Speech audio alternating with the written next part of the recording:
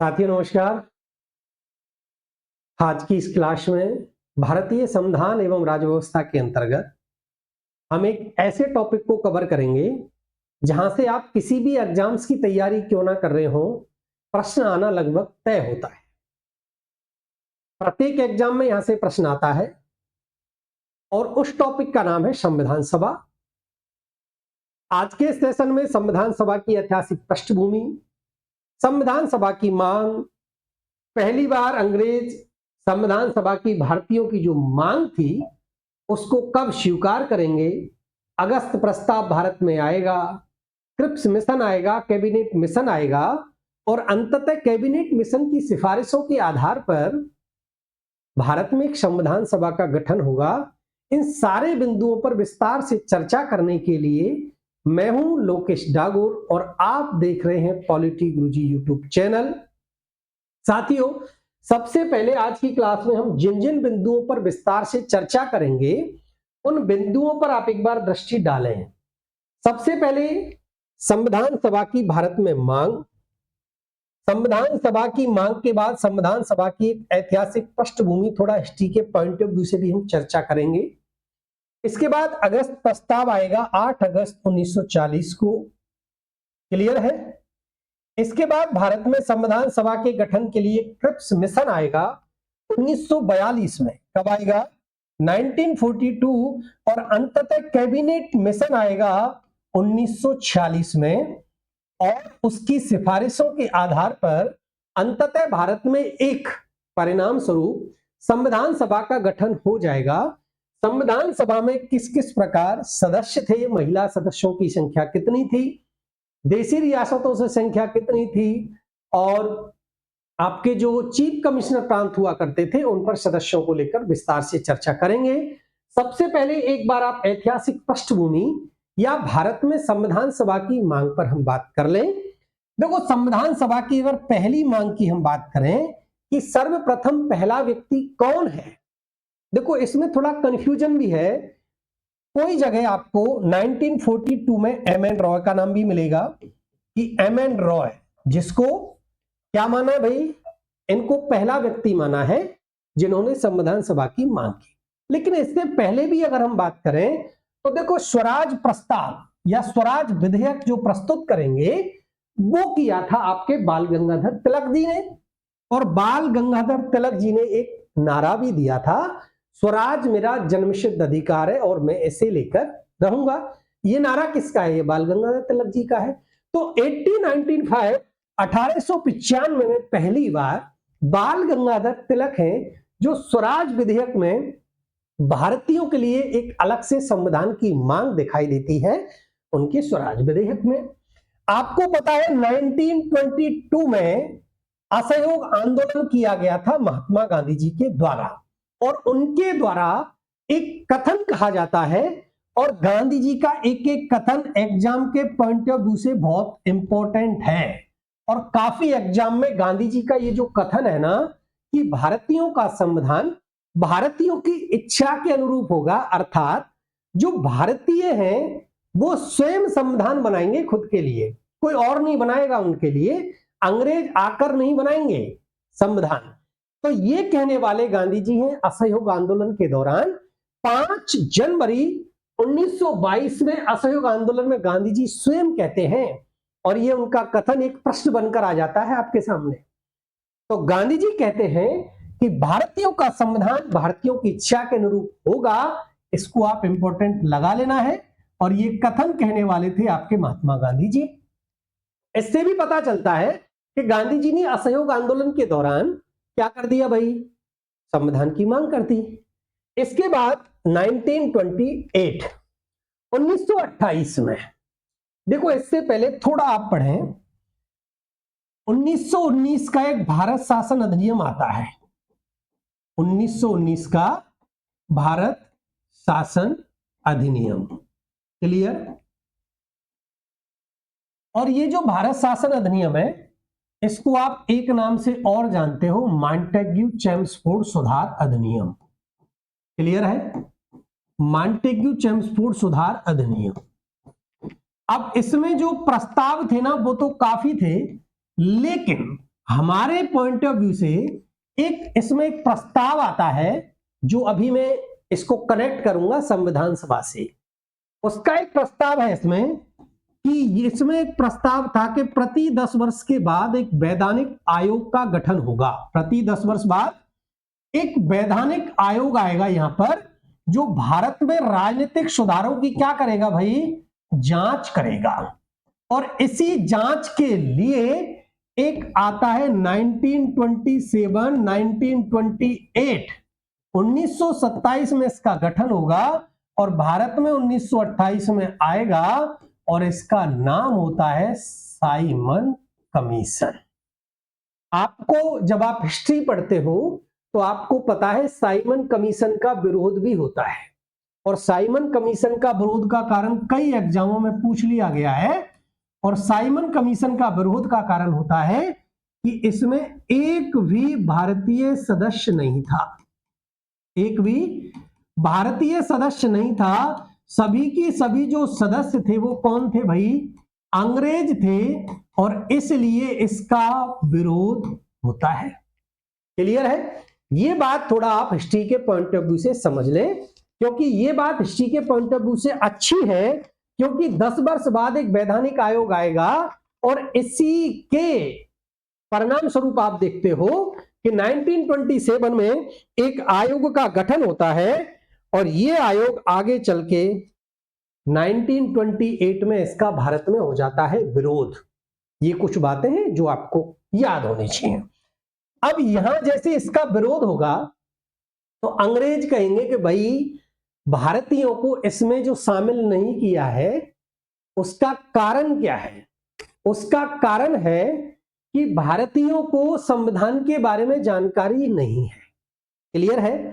तब 1928 में इस चैलेंज को स्वीकार करेंगे मोतीलाल नेहरू जी और भारतीयों के लिए एक संविधान बनाएंगे जिसको नेहरू रिपोर्ट के नाम से जाना जाता है।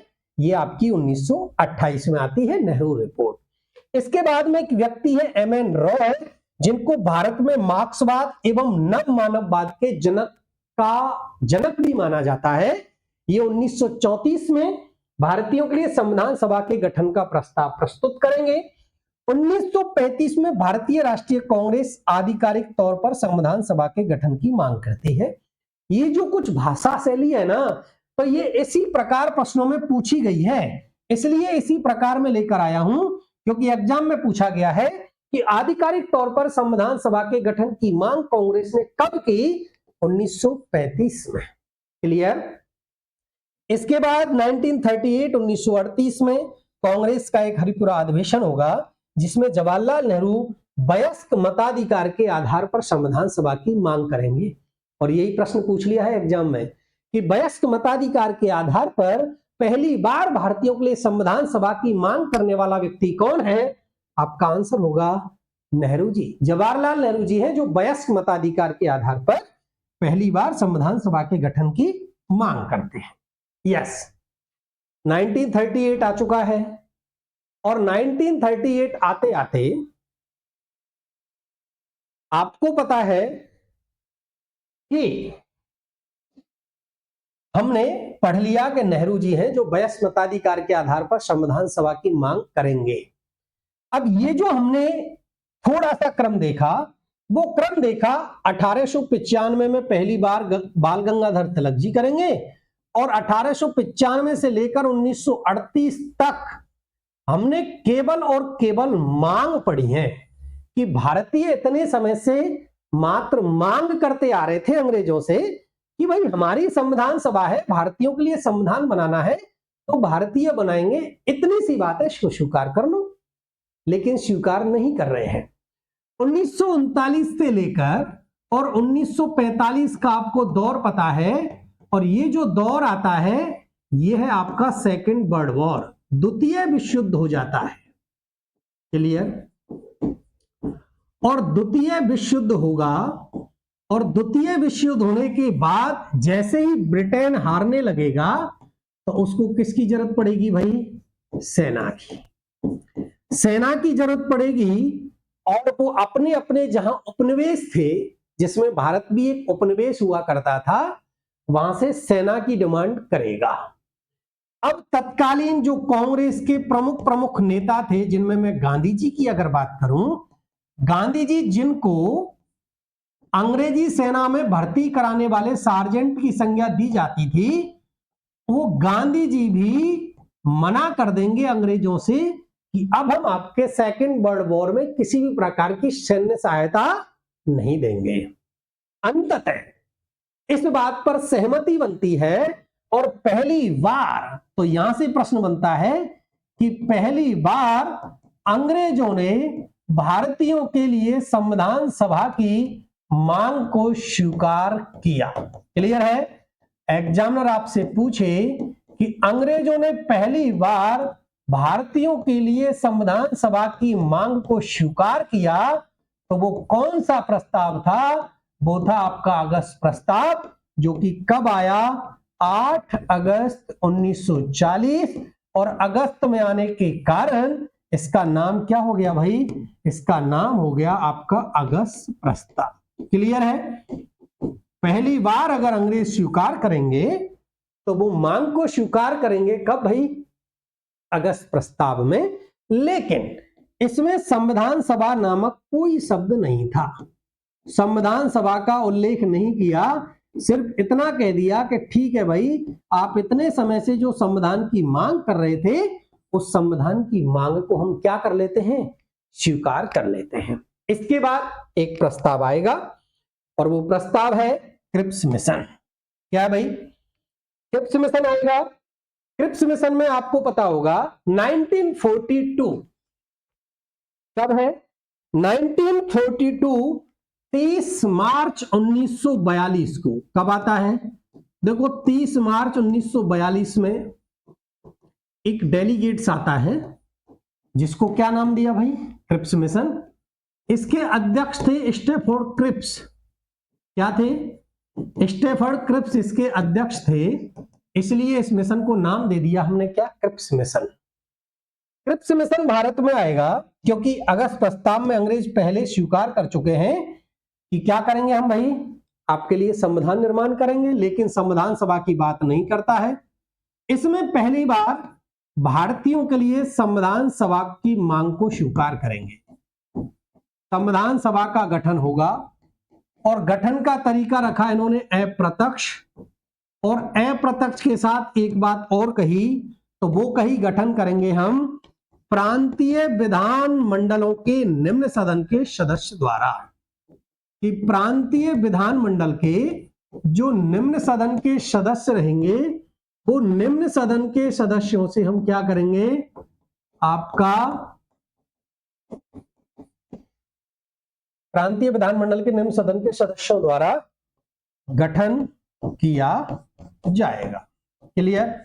ये बात आ गई भाई। आपका अगस्त प्रस्ताव क्लियर हो गया, आपका क्रिप्स मिशन क्लियर हो गया, और अंततः एक वो डेलीगेट्स आएगा जिसकी सिफारिशों के आधार पर भारत में संविधान सभा का गठन होगा, और उसका नाम है कैबिनेट मिशन। कैबिनेट मिशन आता है 1946 में। कब आता है? 1946 में आएगा, और इसकी डेट आती है 24 मार्च 1946। 24 मार्च 1946 को ये आएगा। इसमें जो सदस्य संख्या थी वो 3 थी, जिसमें पहले आ चुके थे स्टैफोर्ड क्रिप्स। क्लियर? जो इसके अध्यक्ष थे। एक सदस्य और थे पैथिक लॉरेंस। क्या है भाई? पैथिक लॉरेंस, ये सदस्य हैं। और एक है इसमें एबी अलेक्जेंडर। एबी अलेक्जेंडर, ये 3 सदस्यीय डेलीगेट है जो भारत में आएगा और भारत में भ्रमण करके अंततः अपनी सिफारिशें देगा। इसने अपनी रिपोर्ट प्रस्तुत की 16 मई 1946 को। कब प्रस्तुत की? 16 मई 1946 को ये अपनी रिपोर्ट देगा कि भारत में किस किस प्रकार संविधान सभा का गठन होगा।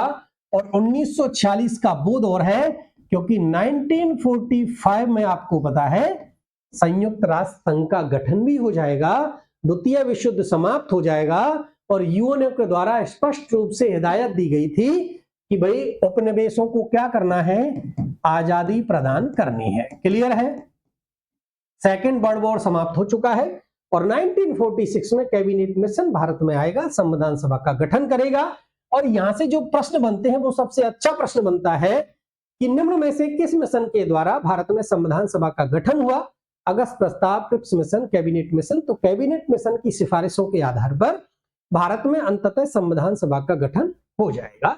इसमें 3 सदस्य हुआ करते हैं, स्टेफर्ड क्रिप्स, और इसको नाम इसलिए दिया क्योंकि ये तीनों जो थे ना, ये आपके ब्रिटेन के कैबिनेट मिनिस्टर थे, कैबिनेट मिनिस्टर या कैबिनेट मंत्री थे, इसलिए इसका नाम ही कैबिनेट मिशन दे दिया।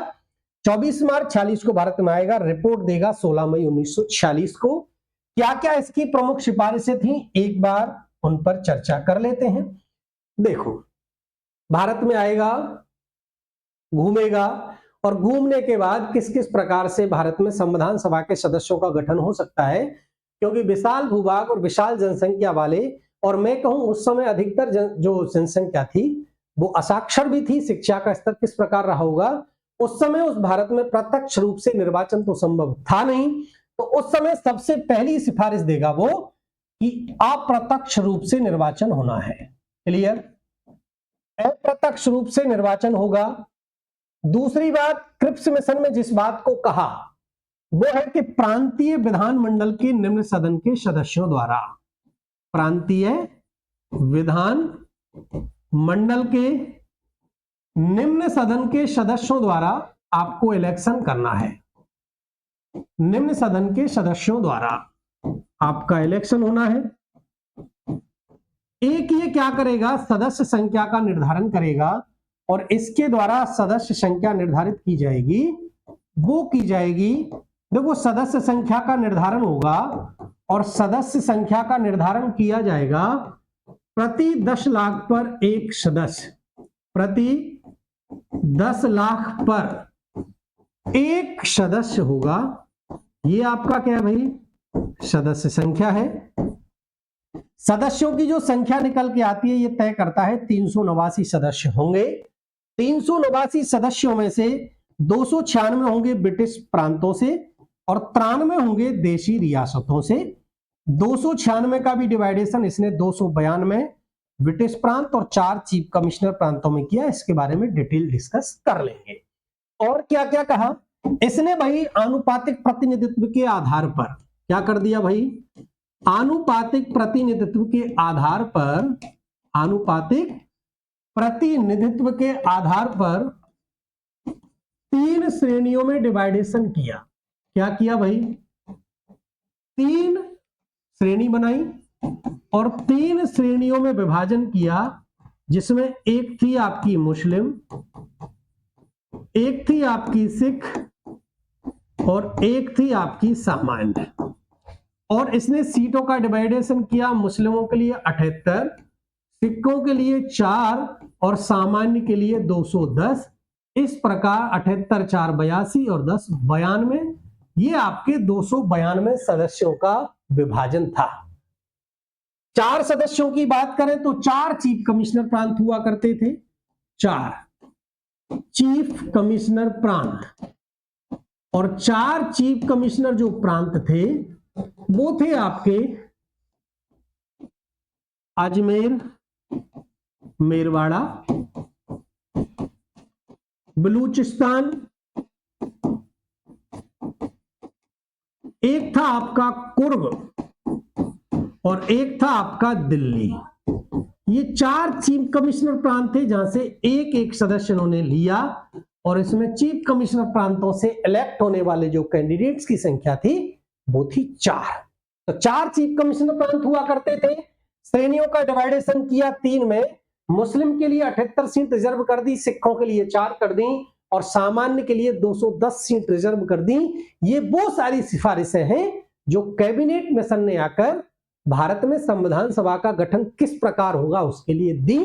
और परिणाम स्वरूप इन्हीं की सिफारिशों के आधार पर भारत में संविधान सभा का निर्वाचन होगा जुलाई अगस्त 1946 में। कब हुआ भाई, जुलाई अगस्त 1946 में भारत में संविधान सभा के लिए इलेक्शन हो जाएंगे, संविधान सभा के लिए निर्वाचन हो गए, और निर्वाचन होने के बाद आपको अच्छे से पता है कि जो कैटेगरी डिवाइडेशन की ना मुस्लिम, उसके लिए 3 सदस्य जीत कर आते हैं भाई कांग्रेस के।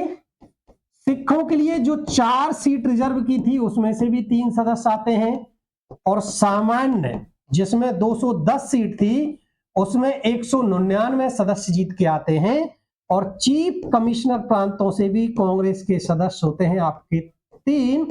इस प्रकार कांग्रेस के लिए कुल 208 सीट मिलती है और संविधान सभा में वर्चस्व रहता है कांग्रेस का।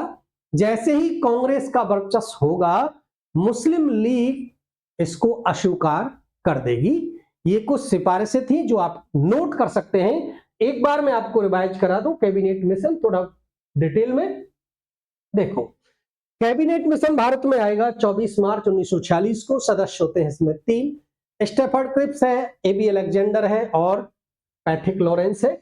यहां कंफ्यूज नहीं होना है क्योंकि आप एक नाम और पढ़ते हो पैट्रिक लॉरेंस, और ये पैट्रिक लॉरेंस अलग है।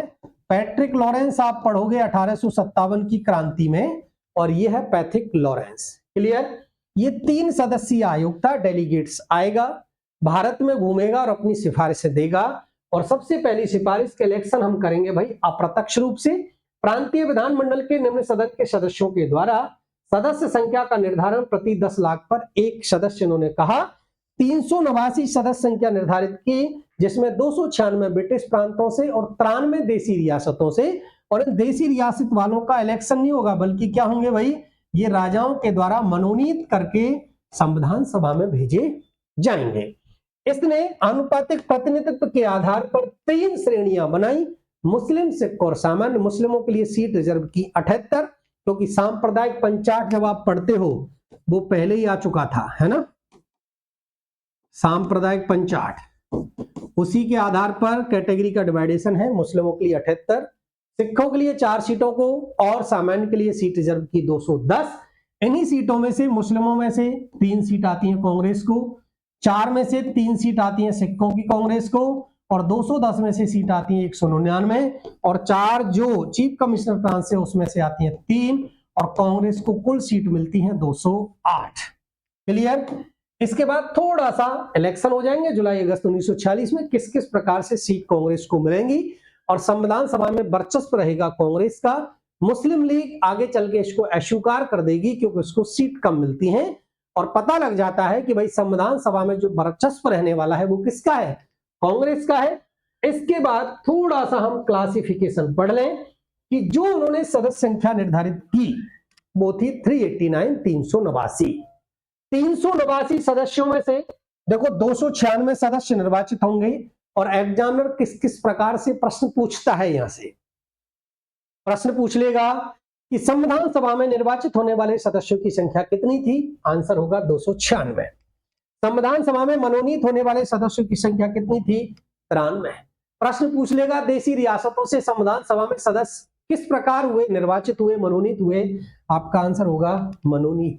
दूसरा प्रश्न पूछ लेता है संविधान सभा में सदस्य आए निर्वाचित, मनोनीत, निर्वाचित या मनोनीत दोनों, तो आपका आंसर होगा निर्वाचित हुए 296 और 93 आए मनोनीत। इस प्रकार से प्रश्न यहां से बन सकते हैं।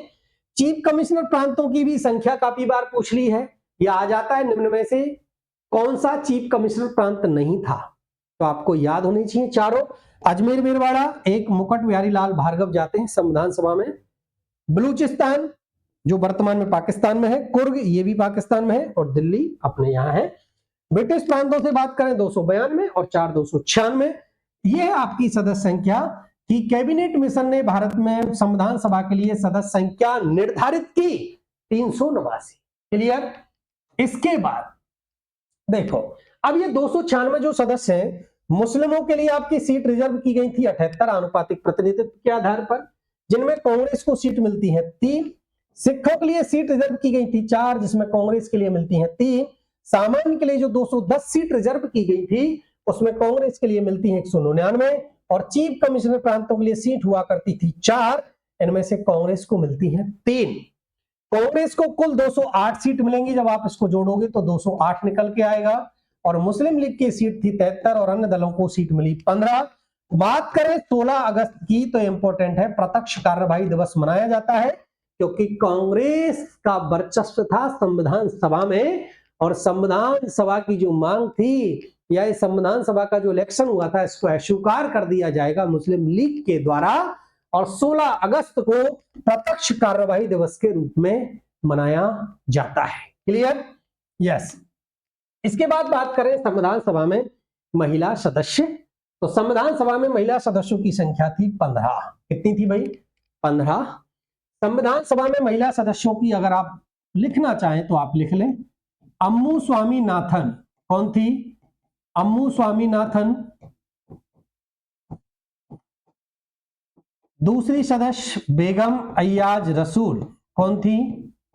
बेगम अय्याज रसूल।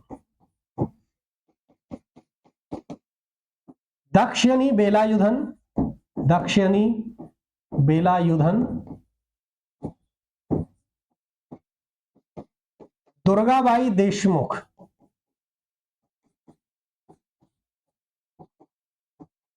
दुर्गाबाई देशमुख। एनी मस्करीन। एनी मस्करीनी।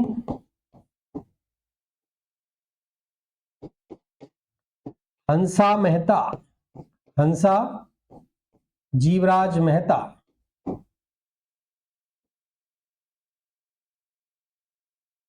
5, 6, 7, 7वें नंबर पे थी कमला बेनीवाल। कमला बेनीवाल। 8वें पे आपकी लीला रॉय।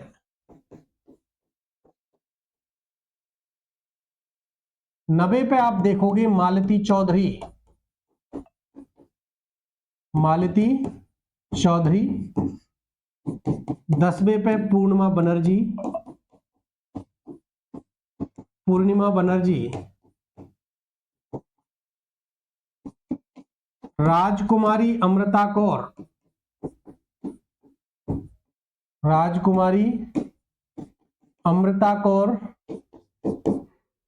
रेणुका राय। रेणुका राय। 13वें पे रहेंगी आपकी सुचेता कृपलानी। सुचेता कृपलानी। 14वें पे रहेंगी आपकी सरोजनी नायडू।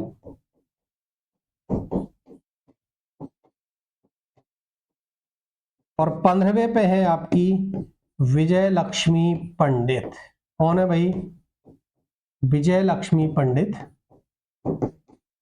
ये संविधान सभा में 15 महिला सदस्य हुआ करती थी।